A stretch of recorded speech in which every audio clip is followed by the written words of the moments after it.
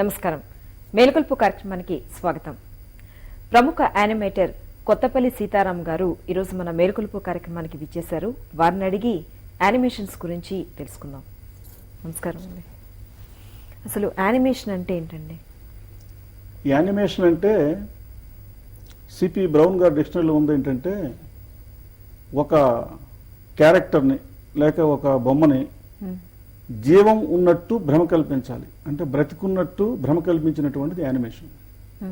అయితే ఇప్పుడు మన ఆంధ్రప్రదేశ్లో కదిలే ప్రతిదానికి యానిమేషన్ అంటున్నారు. కానీ యానిమేషన్ అంటే ఒక బొమ్మకు కానీ లేదంటే ఒక డ్రాయింగ్ కానీ దేనికి కానీ జీవం ఉంది అనే భ్రమ కల్పించాలి, దానికి యానిమేషన్ అంటారు. ఓకే, మరి మీరు ఈ యానిమేషన్ ఎప్పుడు నేర్చుకున్నారు? అసలు ఈ ఫీల్డ్లోకి ఎలా వచ్చారు మీరు? ఇది చాలా చక్కటి ప్రశ్న అండి. అసలు యానిమేషన్కి నాకు ఏ విధమైన సంబంధం లేదండి. నేను స్వతహాగా చిన్న వ్యాపారస్తున్నండి. మా మిత్రుడు హైదరాబాద్లో ఒక యానిమేషన్ స్టూడియో పెట్టామని చెప్పగా మేము వ్యాపార నిమిత్తమే హైదరాబాద్ వచ్చానండి. హైదరాబాద్లో వాళ్ళ యానిమేషన్ స్టూడియోలో నా ఖాళీ ఉన్న టైంలో రోజు 2-3 గంటలు గడిపేవాడిని. అతను ఈ యానిమేషన్ అనేది చాలా కోట్లు ఖర్చుతో కూడుకుందని చెప్తే మేము కూడా అంతగా నమ్మేవాడిని కాదు. వాళ్ళ తాలూకు చేసే విధానం చూసిన తర్వాత నిజంగా అంత ఖర్చు అవుతుంది అని చెప్పేసి తెలుసుకున్నాను. అప్పుడు నేను ఉండేటప్పుడు వాళ్ళు పంచతంత్రని యానిమేషన్ చేయాలని చెప్పేసి ఒక కమిటీని పెట్టారు. ఆ కమిటీ వాళ్ళు మొత్తం ఒక 15 రోజులు దాని మీద డిస్కషన్ చేసి ఇది అంత లాభదాయకం కాదని చెప్పేసి విరమించుకున్నారు. అప్పుడు ఆ పాత పంచతంత్ర పుస్తకం ఒకటి వాళ్ళ దగ్గర నేను తీసుకున్నాను అనుకోకుండా. నేను తిరిగి మా ఊరు వెళ్ళేటప్పుడు ట్రైన్లో ఈ పంచతంత్ర బుక్ అంతా చదివాను. చదివేటప్పుడు పంచతంత్ర ఏమని రాసిందంటే ప్రపంచంలో అత్యంత సర్క్యులేషన్ కలిగినటువంటి పుస్తకం. అంటే నేటికి కూడా ప్రపంచంలో లార్జెస్ట్ సర్క్యులేటెడ్ బుక్ పంచతంత్ర. అది మన భారతీయ గ్రంథం. అసలు భారతదేశంలో పంచతంత్ర అనేటువంటి మహత్తరమైన గ్రంథం ఉందన్న సంగతి ఆ క్షణం వరకు నాకు తెలియదు. అయితే అప్పుడు ఏమనిపించింది అనుకోనంటే, ఈ యానిమేషన్ పంచతంత్రలో చేస్తే చాలా బాగుంటుంది, అలా చేయాలనుకోనంటే చాలా ఖరీదవుతుంది. ఎందుకంటే ఒక నిమిషానికి 2 కోట్లు 3 కోట్లు ఖర్చు పెడతారని చెప్పేసి వాళ్ళు అనే మాటలు. మన ఇండియాలో అయితే కనీసం నిమిషానికి ఒక 20 నుంచి 25 లక్షలు ఖర్చు అవుతుంది. అసలు అంత ఖర్చు ఎందుకు అవుతుందండి? అంటే అది యానిమేషన్కి సినిమాకి తేడా ఏంటంటే, యానిమేషను ఒక నిమిషం కావాలంటే 1440 ఫ్రేములు మనం తయారు చేసుకోవాలి. అదే సినిమా అనుకోండి, ఒక షాట్లో వచ్చేస్తుంది నిమిషం అంటే. అందుకోసం ఈ సినిమాకి యానిమేషన్ ఖరీదవడం కారణం ఏంటంటే, సినిమా అనేది ఒక 6 నెలల్లో లేదంటే ఒక సంవత్సరంలో పూర్తి చేసుకోవచ్చు. యానిమేషన్ ఇప్పటికున్నటువంటి టెక్నాలజీలో 1 గంట యానిమేషన్ కావాలంటే 1 ఇయర్ పడుతుంది. అతి స్పీడ్గా చేసి సుమారు ఒక 500-600 మనిషి టెక్నీషియన్స్ 1 సంవత్సరం కష్టపడితే ఒక గంట అవుట్పుట్ రావడం కష్టం. అందుకోసం ఇది ఖర్చు తర్వాత టైం కూడా ఎక్కువ తీసుకుంటుంది అనమాట. ఓకే, మరి మీరు ఎలా నేర్చుకోవాలని అప్పుడు నేను చెప్పా కదా, ఈ పంచతంత్ర అనేది అద్భుతమైన పుస్తకం. ఇది యానిమేషన్ చేయాలంటే ఎవరి తరం కాదు, ఎందుకంటే ఆ టైము అంత పెట్టుబడి పెట్టే అవకాశం లేదు. మరి చీప్గా తయారు చేసినట్టుంటే ఇది చేస్తే చాలా బాగుంటుంది అనేటటువంటి ఉద్దేశంతో నేను మా ఊర్లో రకరకాల ప్రయోగాలు చేశానండి. ఆ ప్రయోగాలు చేస్తున్నప్పుడు చిన్న క్లూ ఒకటి దొరికింది. ఆ క్లూ ఆధారంగా నేను సొంతంగా ప్రొడక్షన్ చేసి ఒక ఎపిసోడ్ తయారు చేశానండి. ఆవు పులి పిల్లలతో కథ. అది చాలా పిల్లలకు తెలిసినటువంటిది. ఇప్పుడు పిల్లలకు తెలియదు, గతంలో పిల్లలకు తెలుసు. ఆవు పులి కథని యానిమేషన్ చేశాను. చాలా బాగా వచ్చింది. VHS కెమెరాలోన కేవలం మా ఆఫీసులోనే, అంటే ఉన్నటువంటి మా షాప్లోనే రోజు రాత్రి కొంత టైం తీసుకొని కొన్నాళ్ళకి నేను ఒక ఫిల్మ్ తయారు చేశాను. అది చాలా బాగా వచ్చింది. అది ప్రజలు కూడా చూశారు, చాలా బాగుందన్నారు. అప్పుడు అది పట్టుకుని హైదరాబాద్ వచ్చాను. నాకు ఈ సినిమాలు సీరియల్ ఇవి తెలియదు కదా.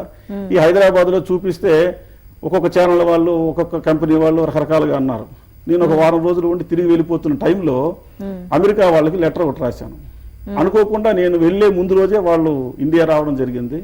వాళ్ళతో కలిసి వాళ్ళకి ఇవన్నీ చూపించాను. వాళ్ళు దీన్ని చూసి చాలా మెచ్చుకొని వెంటనే మేము పెట్టుబడి పెడతాం, నువ్వు ప్రొడక్షన్ చేయని చెప్పేసి ముందుకు వచ్చారు. వాళ్ళు పెట్టుబడితో 3 ఎపిసోడ్లు తయారు చేశానండి. ఆ 3 ఎపిసోడ్లు అంటే పంచతంత్రంలో 3 ఎపిసోడ్లు. ఆ 3 ఎపిసోడ్లు తయారు చేసిన తర్వాత ఇక్కడ దానికి సంబంధించిన వర్కర్స్ గట్రా దొరకరు. ఇక్కడ నేను ఇప్పుడున్నటువంటి ఈ 6 yearsలో ఇన్వెన్షన్ అంటే ఏమిటి ఎవరికి అర్థం అవటం లేదు. నాకు అంతకంటే భాష తెలియటం లేదు. డిస్కవరీ అంటే కూడా ఎవరికి అర్థం అవటం లేదు. ఆవిష్కారం అని తెలుగులో చెప్పిన అర్థం అవటం లేదు. అయితే మొత్తానికి ఇలా అలా చేసి ఆ పంచతంత్ర 3 ఎపిసోడ్లు పూర్తి చేశానండి. ఆ పంచతంత్ర తాలూకు గొప్పతనం ఏంటంటే దానిలో 5 తంత్రాలు. 5 తంత్రాలు అనుకుంటే మిత్రలాభము, మిత్రభేదము, సంధి, విగ్రహము, అపరీక్షితాకారకం అనే 5 తంత్రాలండి. ఈ 5 తంత్రాలు 4 తంత్రాలు కూడా మొత్తం జంతువులే ఉంటాయండి. అసలు పంచతంత్ర యానిమేషన్ ఎందుకు చేయాలనేటువంటి రావడానికి కారణం ఏంటి, ఆలోచన రావడానికి కారణం ఏంటంటే పిల్లలు మనుషులు చూసేదానికన్నా జంతువులు చూడడానికి చాలా ఇంట్రెస్ట్ అవుతారు. జంతువులు తాలూకు చేష్టలకు ఇంట్రెస్ట్ అవుతారు. అదే ఆధునిక విధానం ఏంటంటే పిల్లలు ఏం చేస్తారంటే కొత్త అంటే జంతువులు కానీ ఏమైనా కనిపిస్తే, జంతువులనే కదా ఏమైనా కొత్త అంటే మామూలుగా చూడనటువంటి కొత్త కనిపిస్తుంటే కొత్త ప్రతిదానికి కూడా వాళ్ళు ఆకర్షితులు అవుతారు. అలాగే ఈ కాకులు, నక్కలు, పిట్టలు ఇవన్నీ చెప్తే వాళ్ళు చాలా అట్రాక్ట్ అవుతారు అనమాట. ఆ అట్రాక్ట్ అవ్వడం వల్లను దాని ద్వారా మనంగా నీతులు చెప్తే వింటారని చెప్పేసి విష్ణు శర్మ 2400 సంవత్సరాల క్రితం మన భారతదేశంలో రాసినటువంటి గ్రంథం అన్నట్టు పంచతంత్రం. ఆ పంచతంత్రం అన్ని జంతువులే. ఆ జంతువుల ద్వారా మనుషుల తాలూకు భావాలు, నీతులేమో చొప్పించడం వల్లను అది కానీ ప్రపంచానికి చూపిస్తే మన భారతీయ సాహిత్యం తాలూకా గొప్పతనం, మన భారతీయ సంస్కృతి తాలూకు గొప్పతనం ప్రపంచానికి తెలుస్తుంది. తద్వారా మన భారతదేశం కీర్తి ఇంకా ముందుకు వెళ్తున్నటువంటి ఉద్దేశంతో నేను ఈ ప్రయత్నం కోసం గత 8 సంవత్సరాలుగా కష్టపడుతున్నానండి. ఓకే, మీరు వ్యాపార నిమిత్తం ఇక్కడికి వచ్చారు, ఇక్కడ ఉన్నానన్నారు. ఆ టైంలో మీరు అంతకుముందు మీకు అసలు యానిమేషన్ అంటే మీకు పరిచయం లేదు కదా, టచ్ లేదు. సో ఈ 15 days ఏమో ఉన్నానన్నారు కదా, ఆ టైంలో మీరు నేర్చుకున్నారా వాళ్ళ దగ్గర నుంచి? సో ఇక్కడ ఏంటంటే వాళ్ళు చేసినటువంటి యానిమేషన్ వేరు, నేను చేసిన యానిమేషన్ వేరు. అంటే వాళ్ళకి మీ దానికి డిఫరెన్స్ ఏంటి? వాళ్ళు చేసే యానిమేషన్ అనేది చాలా ఖరీదైనటువంటిది, తర్వాత చాలా టైం తీసుకుంటుంది. అంటే ఉదాహరణకి ఒక గంట ఎపిసోడ్ అవుట్పుట్ రావాలనుకునంటే సుమారుగా 1 సంవత్సరం పడుతుంది. ఈ పంచతంత్ర అనేది యానిమేషన్స్ నేను తయారు చేసుకున్నటువంటి స్క్రిప్ట్ 45 గంటల అవుట్పుట్ కావాలి. అంటే 108 ఎపిసోడ్లు 48 గంటలు కావాలి. 48 గంటలు అంటే 45 సంవత్సరాలు అవుద్ది. అంటే 1.5 తరం. అది తయారు కాని పని కదా. కాబట్టి నేను కొత్త టెక్నాలజీ ఇన్వెంట్ చేశాను. అంటే కొత్తగా ఒకటి ఆవిష్కారం చేశాను. అంటే లూమియర్ బ్రదర్ సినిమా కనిపెట్టారు, మార్కోని రేడియో కనిపెట్టాడు. అలాగే నేను యానిమేషన్లో ఒక విధానం కనిపెట్టాను అనమాట. అయితే ఈ దేశంలో ఏంటంటే ప్రతిది కూడా కులము, మతము, ప్రాంతము ఇలాంటి భావాలు చూస్తుంటారు. కాబట్టి నాకు గుర్తింపు లేదండి. ఇలా ధైర్యంగా నేను చెప్పుకోగలను ఏంటంటే భారతదేశంలో మొట్టమొదట సినిమా తీసింది దాదాసాహెబ్ ఫాల్కే. అలాగే తెలుగులో తీసినటువంటిది రఘుపతి వెంకయ్య నాయుడు గారు. అలాగే భారతదేశంలో మొట్టమొదటి సొంత టెక్నాలజీతో యానిమేషన్ ఫిల్మ్ తయారు చేసింది నేనండి. సో నేను ఒక సైంటిస్ట్ని తప్ప ఏ సినిమా డైరెక్టర్ని కానీ ఇంకేం కాదండి. నేను దీనికోసం ఒక 23 రకాలైన మిషన్లు తయారు చేశానండి. ఆ మిషన్లు పెట్టి తక్కువ టైంలో, తక్కువ ఖర్చులో మనం యానిమేషన్ తీసుకురావచ్చు. అంటే ఇప్పటికి కూడా మన ఇండియాలో అయితే ఒక గంట యానిమేషన్ కావాలంటే సుమారుగా ఒక 50 లక్షల ఖర్చు అవుతుందండి. అదే విదేశాల్లో 1000 కోట్లు కూడా, గంటకు 1000 కోట్లు పెట్టి తీసినటువంటి సినిమాలు కూడా ఉన్నాయండి. కానీ మేము చేసేది ఏంటనుకున్నంటే ఒక గంటకి మహా అయితే ఒక 10 లక్షల రూపాయలు ఖర్చు అవుతుందండి. అది కూడా వాళ్ళు గంట కంటే 1 year కష్టపడాలి. కానీ నేను గంట ఎపిసోడ్ అవుట్పుట్ కావాలనుకున్నంటే కేవలం 2 నెలల్లో పూర్తి చేసి ఇస్తానండి. గంటకి 2 monthsలో ఒక 1 hour చేసి పెడతాను. అంటే 45 గంటలు, అంటే 90 నెలల్లో పంచతంత్రం పూర్తి చేయగలనండి. ఇప్పుడు 3 ఎపిసోడ్లు అయ్యాయండి. మరి త్వరలోనే మిగతా కూడా స్టార్ట్ చేస్తున్నాం. ప్రస్తుతం మన తెలుగు సాహిత్యానికి, మన తెలుగు సంస్కృతికి చాలా ప్రముఖమైనది మణిమకుటం లాంటిది వేమన పద్యాలండి. పిల్లప్పుడు అందరం కూడా వేమన పద్యాలు చదివేవాళ్ళు. ఇప్పుడు వేమన పద్యాలన్నీ పాతబడిపోయాయి, లేవు. ఇప్పుడు మేము వేమన పద్యాలు 100 పద్యాలకి యానిమేషన్ చేసామండి. దాన్ని రికార్డింగ్ చేసాం. పద్మశ్రీ ఎస్పి బాలసుబ్రహ్మణ్యం గారు, నిత్య సంతోష్ని, రామకృష్ణ, మాలవిక వీళ్ళందరూ కూడా పాడారు. 100 పద్యాలు యానిమేషన్ కూడా పూర్తి చేసాం. అది త్వరలోనే రిలీజ్ చేస్తున్నాం. తెలుగులో కూడా మొట్టమొదటి యానిమేషన్ మేమే చేసామని కూడా అనుకోవచ్చు అండి. అసలు ప్రొసీజర్ ఏంటండి, ఎలా చేస్తారు మీరు యానిమేషన్? ఇప్పుడు 2D యానిమేషన్ అంటే ప్రతి ఫ్రేమ్ మనం డ్రా చేసి అది కంప్యూటర్లో స్కాన్ చేసి దాన్ని కలర్ చేసి ఆ కంప్యూటర్ సాఫ్ట్వేర్లో దాన్ని లోడ్ చేసి దాన్ని అవుట్పుట్ రెండరింగ్ అయ్యి అవుట్పుట్ వస్తుందండి. 3D యానిమేషన్ అంతేనండి, క్యారెక్టర్ మాస్క్ వేసి దాన్ని మూవ్మెంట్ చేసుకుని తెచ్చుకోవాలండి. మేము చేసేది ఏంటంటే ఒక క్యారెక్టర్ ఉంటుంది, ఆ క్యారెక్టర్ అనేది మేము రోబో తయారు చేస్తాం, అంటే ఎలక్ట్రానిక్ రోబో. ఆ రోబోకి కొన్ని ఎలక్ట్రానిక్ కండక్టర్స్ పెట్టడం వలన మేము బయట నుండి మనం కీబోర్డు ద్వారా ఆ క్యారెక్టర్ని ఆపరేట్ చేస్తాం. అవి మాట్లాడడం, నడవడం, పరిగెత్తడం అన్ని చేస్తాయి. దాన్ని మనం తీసుకొని కంప్యూటర్లో కంపోజ్ చేస్తే ఆటోమేటిక్ అవుట్పుట్ వచ్చేస్తుందండి. తర్వాత 2D యానిమేషన్లో మనకు కొన్ని కలర్స్ అన్ని బాగా వస్తాయండి, కానీ కొన్ని మూమెంట్స్ అంత బాగా రావండి. కొద్దిగా అంటే ఏజ్ అయినటువంటి వాళ్ళు చూస్తే కళ్ళు కొంచెం మండుతాయి, నొప్పి వస్తాయండి. 3D యానిమేషన్ చేస్తే కలర్స్ రావండి. కలర్స్ అంతా కూడా డిమ్ కలర్స్ అంటే కొంత తెలుగులో ఎలిసిపోయిన కలర్స్ అంటాం, కొద్దిగా వస్తాయండి. ఫుల్ కలర్స్ రావు, కానీ మధ్యలో ఫుల్ 24 ఫ్రేమ్స్ మూమెంట్స్ వస్తాయండి. అలాగే ఫుల్ కలర్స్ వస్తాయి, మనం అనుకునే కలర్ వస్తుందండి. ఒక రకంగా చెప్పాలంటే చీప్లో మాది గొప్ప యానిమేషన్ అండి. ఓకే, మీరు చిన్నప్పటి నుంచి కూడా ఇట్లాంటి ప్రయోగాలు ఇంకా దేంట్లో అన్న చేసేవాళ్ళ? నేను బాల్యం నుంచి కూడా చాలా ప్రయోగాలు చేశానండి, అవన్నీ గుర్తుపెట్టుకోలేను కూడా. మొదటి నుంచి నాకు ప్రయోగాలు చేయడం నాకు హాబీ అయిపోయిందండి.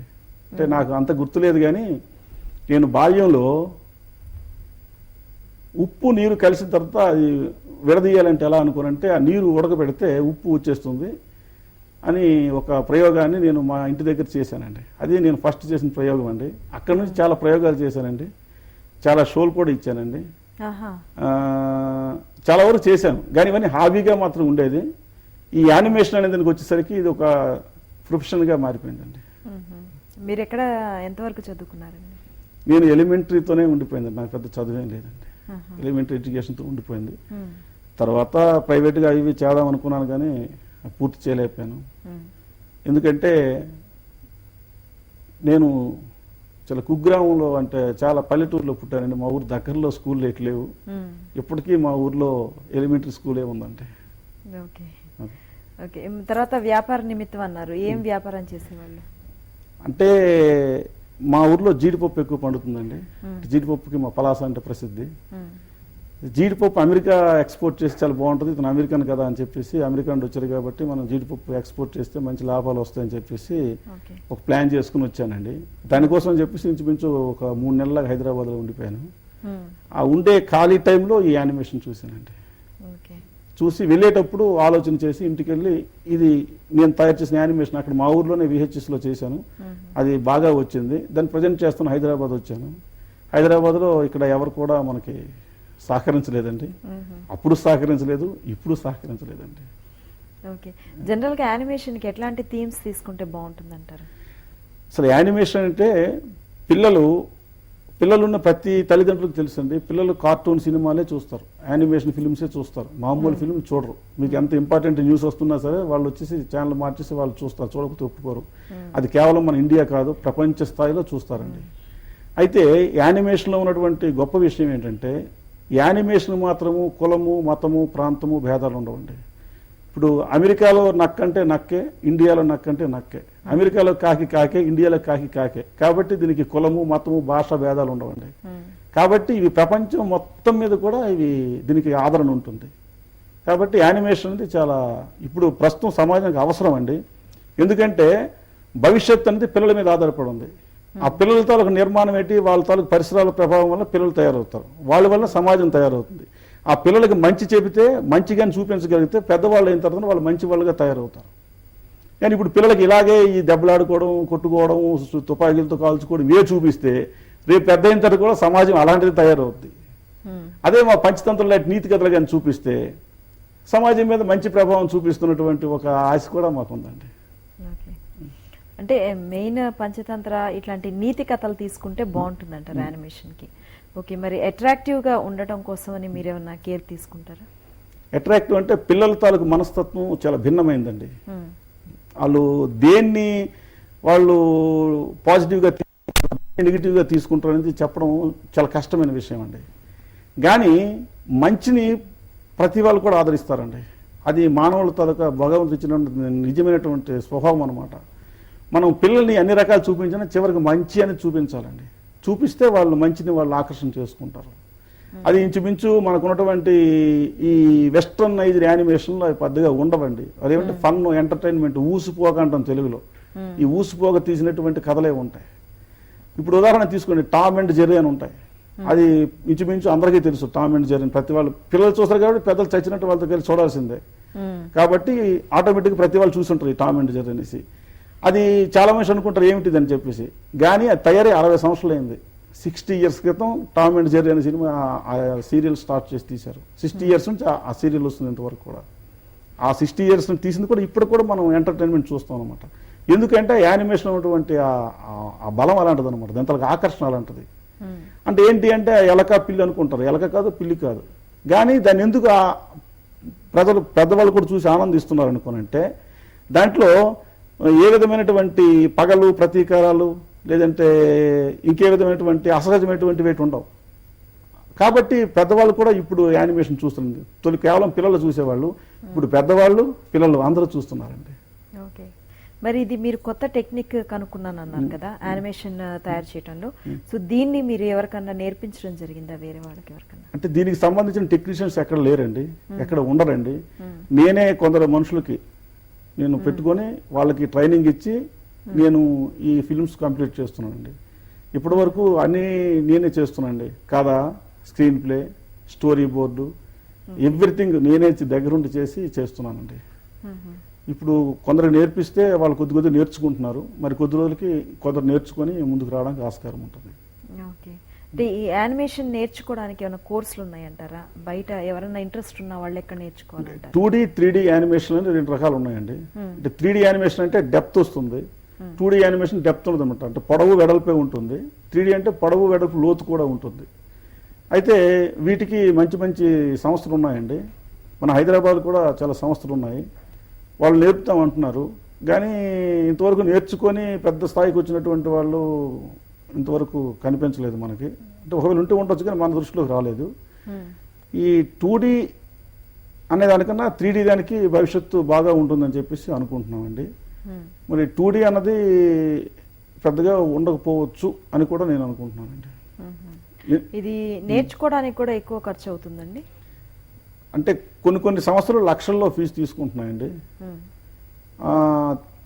నేర్చుకోవడం వరకు పర్వాలేదండి, కానీ ప్రొఫెషనల్గా అంటే చెప్పలేమండి. ఇక్కడ మాత్రం యానిమేషన్కి ఆదరణ లేదు కదా, ఇక్కడ ముందు కూడా రాదని కూడా అనుకోవచ్చండి. ఓకే, మరి మీరు ఎట్లా గెట్ ఆన్ అవుతున్నారు? మేము సొంతంగా చేసుకుంటున్నామండి. అంటే ఈ పంచతంత్రం అన్నది చేసి మన భారతీయ సాహిత్యం తాలూకా గొప్పతనాన్ని చాటాలన్నటువంటి ఉద్దేశంతో మేము చేస్తున్నాం తప్ప దీంట్లో మేము ఏదో స్థిరపడిపోవాలి ఏదో చేసుకోవాలని మాత్రం చేయట్లేదు. అంటే దీనికి పెట్టుబడి అది పెట్టాలి కదా. ఫస్ట్ అమెరికా వాళ్ళు పెట్టారండి, డాక్టర్ మాధవ్ టి పల్లి అని చెప్పేసి అతను ఎన్ఆర్ఐ. అతను దీన్ని చూసి ముచ్చటపడి పెట్టుబడి పెట్టారు. తర్వాత అతను అమెరికాలో ఏవో సంథింగ్ సమస్యలో ఇండియా రాలేదు. అతను వచ్చే వరకు వెయిట్ చేస్తున్నాము. ఈలోగా ఖాళీ ఎందుకని చెప్పేసి వేమన పద్యాలు యానిమేషన్ చేసామండి. ఓకే, ఇప్పటి వరకు మీరు ఎన్ని చేశారండి? పంచతంత్రం 3 ఎపిసోడ్లు చేసామండి. దానిలో ఒక ఎపిసోడు అందా విశ్వాసం అని చెప్పేసి ఇంటర్నేషనల్ ఫిలిం ఫెస్టివల్లో హైదరాబాద్లో 2003లో జరిగిన ఇంటర్నేషనల్ ఫిలిం ఫెస్టివల్లో అది ప్రదర్శించారండి. ప్రదర్శిస్తే అద్భుతమైనటువంటి స్పందన వచ్చిందండి. అంటే నేను చెప్పుకోవడం అని కాదు, అన్ని పేపర్లు కూడా రాసాయండి. ఏంటి రాసాయంటే మేము చేసినటువంటి ఫిలిము 27 నిమిషాలండి. 27 నిమిషాలకి 14 సార్లు హాలు కదిలిపోయేటట్టు చప్పట్లు కొట్టారండి. అంటే పిల్లలు అంత అట్రాక్ట్ అయ్యారండి నాది. దానివల్ల ఇంకా నాకు దాని మీద ఆశలు ఇంకా పెరిగాయి. కాబట్టి ఇంకా చేద్దామనేటువంటి ఉత్సాహంతో ముందుకు ఉన్నానండి. ఓకే, మరి ఇతర దేశాల వాళ్ళు చేసే యానిమేషన్ కి మనకి ఏమైనా తేడా ఉందంటారా? వాళ్ళదానికి మన దానికి పూర్తి తేడా అండి. ఇక్కడ ఒక విషయం చెప్పడం మర్చిపోయాను. ఇప్పుడు పంచతంత్రం అన్నది ఇంత పాపులర్ గ్రంథం అందరికీ తెలుసు కదా, అది ఎవరెందుకు చేయలేదు, నువ్వే చేయడం ఏంటనేటువంటి ఒక అపోహ కూడా కొందరికి వచ్చింది. నేను మాట్లాడిన కొందరికి కారణం ఏంటంటే 2D యానిమేషన్లో కానీ 3D యానిమేషన్లో కానీ ఐడెంటిఫైడ్ క్యారెక్టర్స్ అంటే గుర్తింపు కలిగినటువంటి పాత్రలు కావాలంటే చాలా కష్టం, అసలు జరగదని కూడా చెప్పాలి. ఎందుకంటే ఈ ఉన్నటువంటి ఇప్పుడు పాశ్చాత్య యానిమేషన్లో ఒక కృతకమైనటువంటి బొమ్మలు, అంటే ఏవో కొన్ని మార్పులు చేర్పులతో కూడుకున్నటువంటి బొమ్మలు ఉంటాయి తప్ప న్యాచురల్ బొమ్మలు ఉండవు. అంటే ఐడెంటిఫైడ్ క్యారెక్టర్స్, అంటే పిల్లి అంటే పిల్లిలాగే ఉండాలి, ఎలుక అంటే ఎలుకలాగే ఉండాలి, సింహం అంటే సింహంలాగే ఉండాలి, కోడి అంటే కోడిలాగే ఉండాలి. ఉంటేనే పంచతంత్రం రక్తి కడుతుంది.